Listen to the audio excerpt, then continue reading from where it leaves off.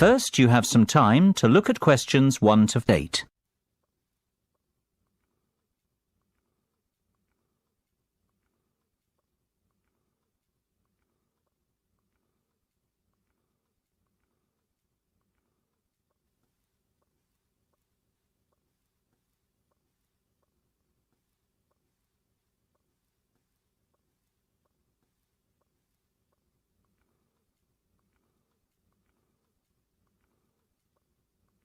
You should answer the questions as you listen, because you will not hear the recording a second time. Listen carefully and answer questions 1 to 8. Good afternoon, Denham's Shipping. How can I be of service? Well, I wish to inquire about sending a container of personal items from the UK to Ireland. No problem. Would you like me to give you an estimate of the cost? Yes, please. Well, first of all, may I take your details? Of course. My name's Tim Lafferty. Could you spell your surname for me, please, Tim? Yes, it's Lafferty. Lafferty. Thank you, Tim. Now, where would you like us to pick your container up from? My university, if possible. OK. Let me make a note of the address.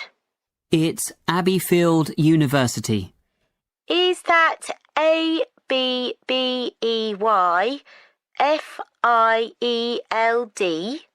That's right. Park Street, Brighton. Perfect. And may I take down your postcode too? It's BR8 9P3. Great. Thank you, Tim. Have you the container's measurements? I do. It's approximately 2.5 metres long by 1.25 metres wide. I see. Quite a big one then. Indeed. And the height? I make it 1.20 centimetres deep. So that's 2.5 by 1.25 by 1.2. Right. And what will actually be in the box, Tim? Oh, mostly old uni books. OK. And some music albums. Anything else? Yes, a little bit of stationery. I see. And could you put an estimate on the value of the items? The books are quite valuable. They're worth around £1,800. The music albums, maybe half that, say £900. And you can put the stationery down as £300. Before listening to the rest of the conversation, you have some time to look at questions 9 and 10.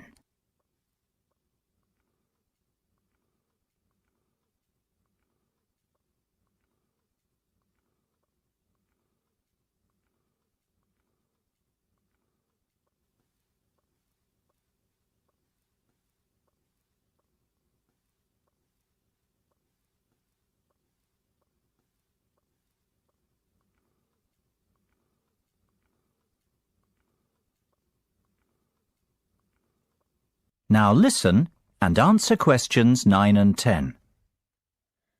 OK. And will you be purchasing contents cover from us also? I'm not sure what you mean. Sorry, let me explain.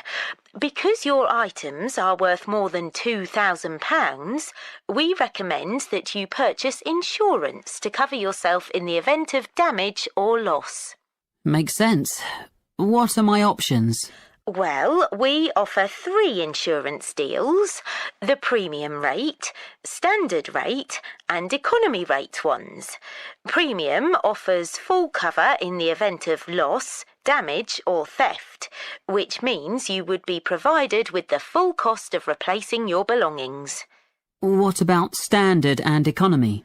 Standard will give you today's value, the second-hand value of your belongings, and economy provides you with a fixed payment of £1,000 in the event of loss, damage or theft.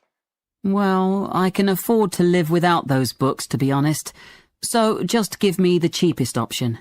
We recommend standard cover for all our customers. No, thank you. That won't be necessary. The cheapest option will be fine. No problem. And one last thing, will you be needing delivery at your office, at your house, or do you intend to pick up your container at the port? Home delivery would suit me best, I think. We'll get that process for you. That is the end of part 1. You now have half a minute to check your answers.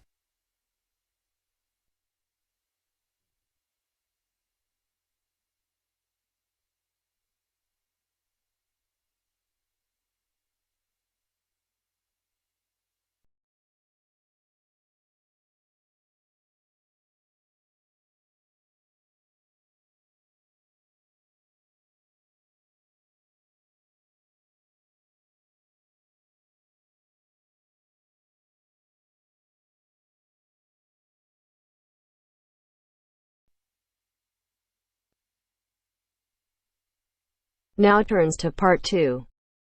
Part 2.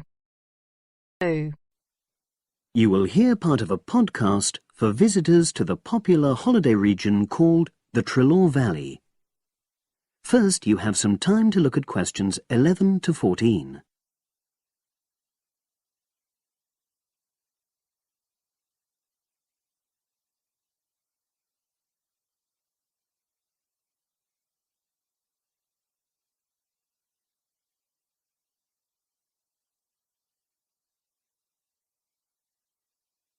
Now listen and answer questions 11 to 14. The valley and estuary of the River Trelaw forms an unspoilt, beautiful landscape, rich in both wildlife and sites of historic interest.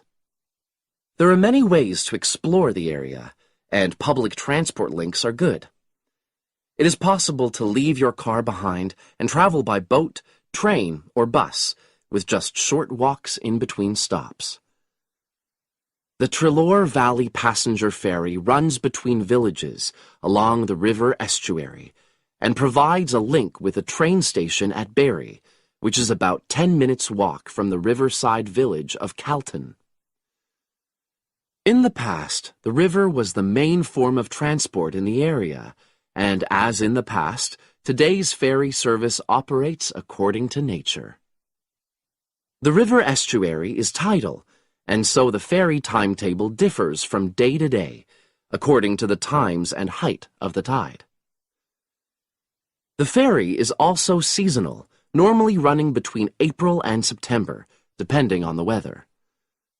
A timetable for the whole year can be downloaded from the internet by visiting www.trelawferry.co.uk. If you just want to sit and relax and enjoy the lovely scenery, you can take a river cruise to Calton and back from the nearby city of Plymouth. In the past, steamships brought early tourists along the same route. Queen Victoria and her family enjoyed such a trip in 1856. The journey is quicker these days. The round trip takes between 4 and 5 hours, depending on tides and weather. If you prefer, you can travel upriver by boat and return to Plymouth by train. All cruise boats and trains have wheelchair access. For more information and for departure times, ring Plymouth Boat Cruises on 017-528-23104. Trains run several times a day throughout the year between Calton and Plymouth, with various stops in between. They are used by both local commuters and tourists who want to enjoy the beautiful scenery. The highlight of the journey is crossing the river on the stunning viaduct, which was built at the beginning of the 20th century and towers 120 feet over the water. It is unnecessary to book, and tickets can be bought on the train. For information about fares and timetables, contact National Rail Enquiries by phone or online. The bus service in the Treloar Valley now connects all train stations and villages in the area. Especially for holidaymakers, there's a Rover ticket which can be used at weekends and on national holidays and allows unlimited journeys on those days. The Rover ticket provides great value for money and is now even cheaper than it was last year. An adult ticket costs £5.50 a day. Senior citizens can travel for £4.50, and a family ticket for up to 5 people costs just £12. Tickets can be bought on the bus. Now you have some time to look at questions 15 to 20.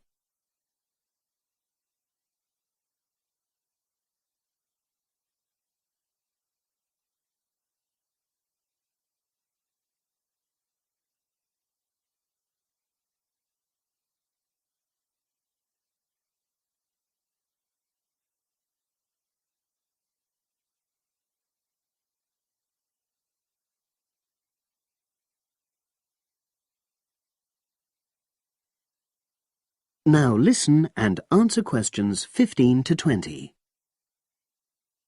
At the center of the Treloar estuary area is the historic riverside village of Kelton. The main road comes into the village from the south, and for those of you who are arriving by bus, it turns left just before the bridge and stops in the lay-by on the left-hand side. From there, it's just a short walk to Kelton's various attractions. If you're arriving by car, you have to leave it in the main car park. Go over the bridge and take the first turning on the right. Then go on until you come to the end of that road. It's the only place to park in Kelton, but there's no charge. If you're interested in local history, there's a museum in Kelton with farming, fishing, and household implements from the late 19th century. As you come in from the south, cross the river and go straight on the same road until you reach the end. Also, on the subject of history, you can go and see the old mill, which has recently been renovated and put back into use. Turn left before you come to the bridge. Then go straight on and then take the first turning on the right. This leads straight there. If you're interested in arts and crafts, there's a potter's studio where you can watch the artist at work. After crossing the bridge, turn left, and it's the second building on the left. Finally, when you feel in need of refreshments, there's a cafe opposite the old boathouse and a picnic area near the mill.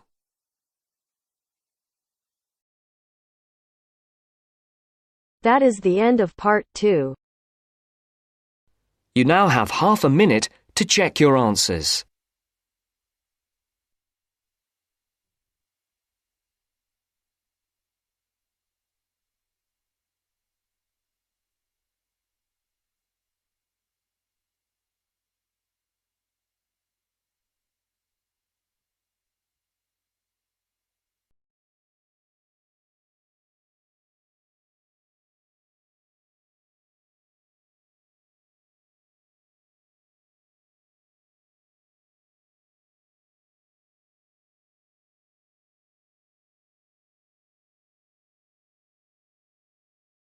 Now turns to part 3.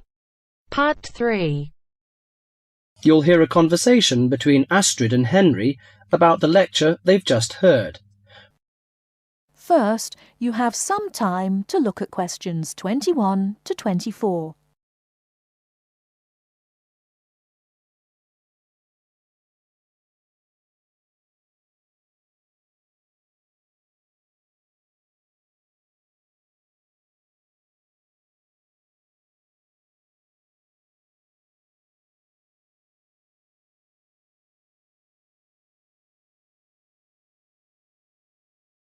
Now, listen carefully and answer questions 21 to 24.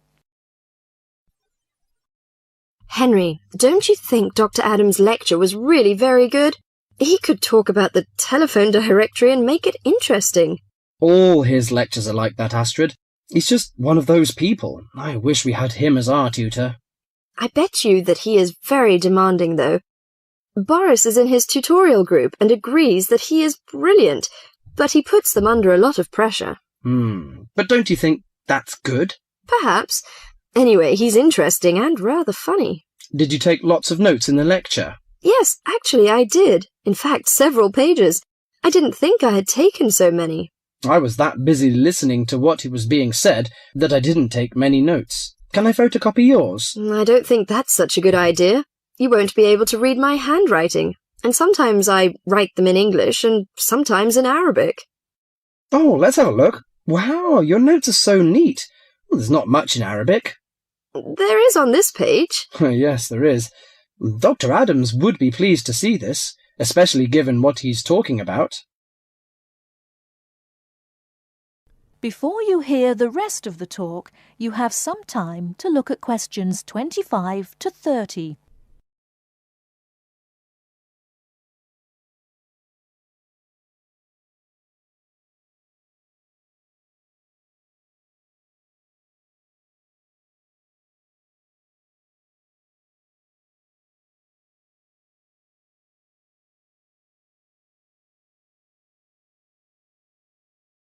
Now listen and answer questions 25 to 30. Don't you keep careful notes? Sometimes. It depends on the lecture. I don't think I'll forget Adams's lecture today, but some of the details will fade. I type up everything afterwards, so you can have a copy then, and you can fill in anything I've missed. I'm not so good on the broader concepts. I'm better when it comes to detail. Just what Adams was talking about. Well, I am definitely a detail person. I need to have everything written down before I can get the concepts clear in my head. And I am the complete opposite. I find all the detail clutters up my mind, and I get very frustrated, which was just what he was on about. He mentioned a book he had written. He mentioned several. The one on space and the individual. Yes, called My Space. It's on the book list. So it is. I think I'll get that out of the library, or get my own copy. Did you get what he said about spatial awareness? I didn't really. Yes, it was fascinating. I can't be as eloquent as Adams was, but I know several people who are frighteningly intelligent, but they have difficulty reading simple directions, even when getting to places that they know very well. I find that difficult to understand. Everyone learns the way to walk to the shops and things like that. You mean just the way people learn spelling? You know, people misspell words, make mistakes in countless areas of their lives, and going in the right direction is just the same. Remember what Adams said about the number of people who cannot tell left from right, north from south, and so on? Do you know which way is north? It's that way. You see, I couldn't have told you that. Really? I haven't a clue which way is which. That's why I'm always getting lost when I go out on my bike. And put me in a completely new place and I am totally lost. What about maps? Oh, I'm hopeless at reading them. But then you're brilliant at writing essays and getting all the ideas down in the right order, and I don't know where to start. Again, just what Adams was talking about. What we need to do is combine our skills. You teach me to cope with detail, and I'll teach you how to string concepts together. Okay, we can do that. That is the end of part 3. You now have half a minute to check your answers.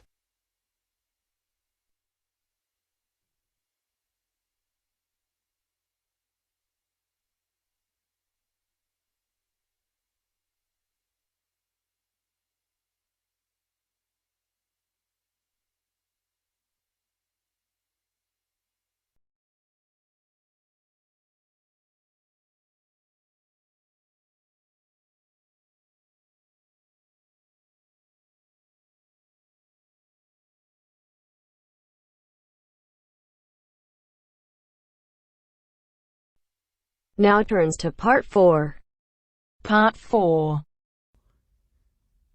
You will hear a talk about memory in babies and young children. First, you have some time to look at questions 31 to 40.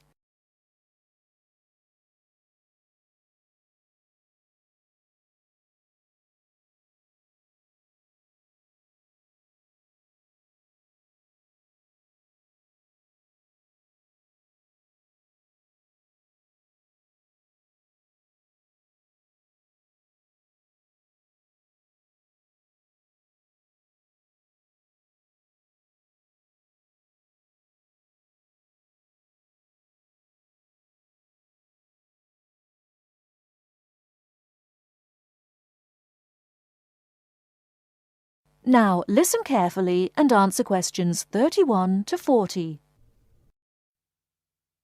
We're going to look today at some experiments that have been done on memory in babies and young children.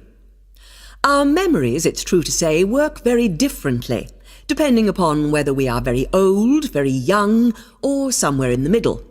But when exactly do we start to remember things? And how much can we recall? One of the first questions that we might ask is, do babies have any kind of episodic memory? Can they remember particular events? Obviously, we can't ask them, so how do we find out? Well, one experiment that's been used has produced some interesting results. It's quite simple and involves a baby in its cot, a colourful mobile, and a piece of string. It works like this. If you suspend the mobile above the cot and connect the baby's foot to it with the string, the mobile will move every time the baby kicks. Now you can allow time for the baby to learn what happens and enjoy the activity. Then you remove the mobile for a time and reintroduce it sometime from 1 to 14 days later. If you look at this table of results, at the top 2 rows, you can see that what is observed shows that 2-month-old babies can remember the trick for up to 2 days, and 3-month-old babies for up to a fortnight. And although babies trained on one mobile will respond only if you use the familiar mobile, if you train them on a variety of colours and designs, they will happily respond to each one in turn. Now, looking at the 3rd row on the table, you will see that when they learn to speak, babies as young as 21 months demonstrate an ability to remember events which happened several weeks earlier. And by the time they are 2, some children's memories will stretch back over 6 months, though their recall will be random, with little distinction between key events and trivial ones. And very few of these memories, if any, will survive into later life. So, we can conclude from this that even very tiny babies are capable of grasping and remembering a concept. So, how is it that young infants can suddenly remember for a considerably longer period of time? Well, one theory accounting for all of this, and this relates to the next question we might ask, is that memory develops with language. Very young children with limited vocabularies are not good at organising their thoughts. Though they may be capable of storing memories, do they have the ability to retrieve them? One expert has suggested an analogy with books on a library shelf. With infants, he says, it's as if early books are hard to find because they were acquired before the cataloguing system was developed. But even older children forget far more quickly than adults do. In another experiment, several 6-year-olds, 9-year-olds, and adults were shown a staged incident. In other words, they all watched what they thought was a natural sequence of events. The incident went like this. A lecture, which they were listening to, was suddenly interrupted by something accidentally overturning. In this case, it was a slide projector. To add a 3rd stage and make the recall more demanding, this accident was then followed by an argument. In a memory test the following day, the adults and the 9-year-olds scored an average 70%, and the 6-year-olds did only slightly worse. In a retest 5 months later, the pattern was very different. The adults' memory recall hadn't changed, but the 9-year-olds had slipped to less than 60%, and the 6-year-olds could manage little better than 40% recall. In similar experiments with numbers, digit span is showed to vary. That is the end of part 4. You now have half a minute to check your answers.